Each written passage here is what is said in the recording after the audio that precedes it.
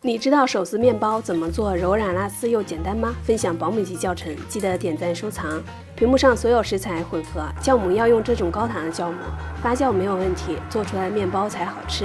3糖搅拌3分钟，再用高速搅拌5分钟左右，揉出粗膜，然后加2克盐，20克软化的黄油。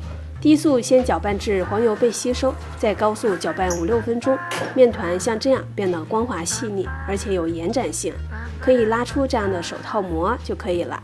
如果没有机器的话，可以用水合法手揉面团，揉到光滑也可以做面包。面团发酵的时候来准备椰蓉馅儿，30克软化的黄油加上25克糖，搅拌均匀。加1个蛋黄，拌匀之后加50克椰蓉，这款椰蓉很香，味道挺不错的。最后加25克的牛奶，搅拌均匀就做好了。发酵好的面团不需要揉面，直接给它擀薄，均匀地铺上椰蓉馅儿。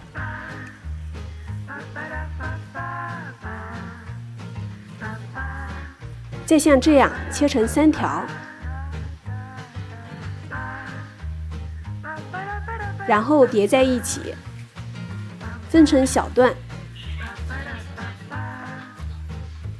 上下叠加，